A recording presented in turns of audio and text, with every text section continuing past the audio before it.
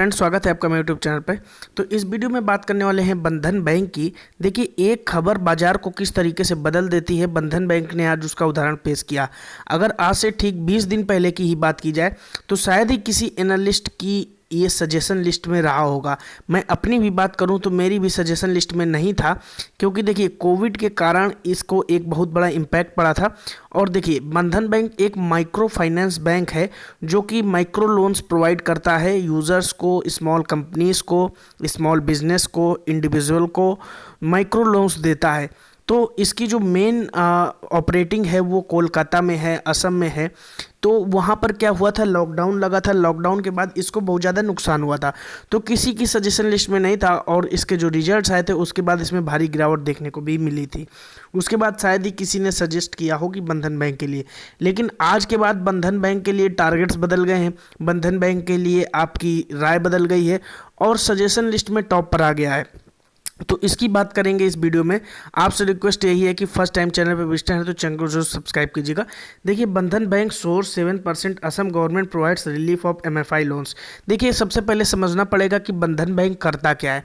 देखिए, micro finance loan देता है। अब माइक्रो फाइनेंस लोन्स के अंदर क्या क्या आता है। इंडिविजुअल लोन्स देता है, किसी व्यक्ति के पास रोजगार नहीं है तो उसको रोजगार के लिए इंडिविजुअल लोन देते हैं, छोटा सा माइक्रो लोन दे देंगे। या फिर कभी कोई किसी को बिजनेस करना है तो माइक्रो बिजनेसेस को ये लोन देता है। तो ऐसा अकेला अपने आप में अलग तरीके का बैंक है जो इस तरीके से ऑपरेट करता है। तो बंधन बैंक के लिए जो आज से 6 महीने पहले जो चीज़ें बताई जा रही थी वहीं पर वापस आके खड़ा हो गया है। लेकिन दिक्कत क्या हुई थी, अभी जो इसकी गिरावट रही 280 के लेवल पर घूम गया है। देखिए, गिरावट की वजह ये थी कि जो लॉकडाउन लगा था, लॉकडाउन के बाद इसको काफ़ी नुकसान की आशंका थी और उससे गवर्नमेंट से एक रिलीफ फंड की उम्मीद की जा रही थी, लेकिन उसका कोई अनाउंसमेंट नहीं था। क्योंकि लॉकडाउन में माइक्रो फाइनेंस बैंक फाइनेंस नहीं कर पाते हैं, उतना उनको बैड लोन्स के अंदर चला जाता है, उनके NPAs बढ़ जाते हैं। इस वजह से बंधन बैंक को काफ़ी नुकसान होना तय था और हुआ भी, जो कि इनके रिजल्ट्स में भी दिखा आपको इम्पैक्ट देखने को जो मिला। लेकिन आज जो ये न्यूज़, जिस न्यूज़ का इंतज़ार था वो न्यूज़ आई और उसके बाद बंधन बैंक भागने लगा और एनालिस्ट के टारगेट्स बदल गए, उनकी राय भी बदल गई। देखिए, असम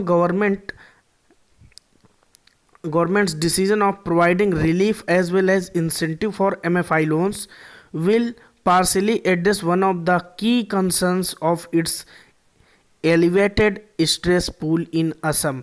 अब देखिए क्या क्या असम की जो गवर्नमेंट है उसने क्या किया है, ना केवल बंधन बैंक को, इनके यूज़र्स को ना केवल इन्होंने एक रिलीफ दिया है लोन से, बल्कि उनको इंसेंटिव्स भी प्रोवाइड करेंगे।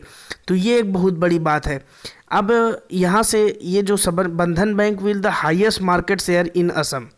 सबसे बड़ी बात ये है कि highest market share micro finance loan में इनका असम में है किसी भी बैंक की तुलना में। It's naturally bound to benefit from the scheme designed in a way to retain credit culture and promote responsible repayment behaviour. इस बात से आपको बहुत चीज़ समझ में आई होगी। कुछ ही शब्दों में बड़ी बात कही जा रही है कि क्रेडिट कल्चर और रीपेमेंट बिहेवियर की बात की जा रही है। क्रेडिट कल्चर मतलब किसी को पैसा उधार देने की बात चल रही है, जैसे बंधन बैंक ने यहाँ पर दिए हैं, माइक्रो फाइनेंस लोन दी है। रीपेमेंट बिहेवियर जो कि उसके बाद वापसी होती है, पैसा चुकाया जाता है, जो कि बैड लोन्स के अंदर आए थे, जो कि NPAs के अंदर आए थे। इसके बाद बंधन बैंक की आज की ट्रेडिंग देखने को अगर हम बात करें तो 7.53% जंप देखने को मिली है और 340 पर इसने क्लोजिंग दी है, जो कि आज से पहले टारगेट्स भी बताए जाते थे। अगर यहाँ पर बात की जाए तो ये आप देख सकते हैं 2,29,37,725 शेयर्स की ट्रेडिंग आज हो गई, जिसमें 68 लाख से भी ज़्यादा शेयर्स उठाए गए। तो बंधन बैंक के जो यहाँ पर आप देख सकते हैं EMS के लेवल पर भी एक तगड़ी जंप देखने को आने वाले टाइम पे मिलेगी, क्योंकि आज 7.53% जंप किया है और लगातार पिछले कुछ दिनों से ब्रेकआउट की तैयारी भी थी।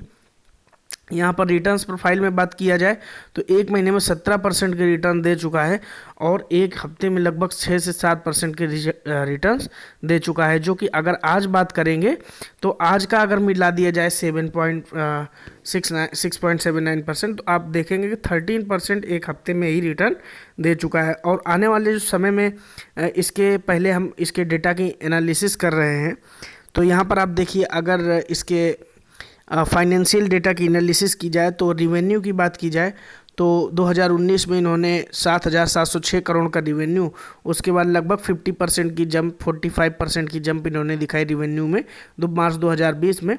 मार्च 2021 में भी इन्होंने लगभग 15% की रिवेन्यू की जंप दिखाई और ये जाकर पहुंच गए 14,633 करोड़ में।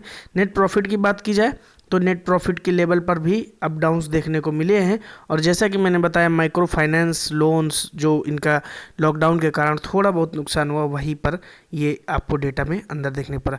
इसके बाद जो आज के टारगेट्स बताए जा रहे हैं आईसीआईसीआई सिक्योरिटीज़ द्वारा 465 के लेवल बताए जा रहे हैं।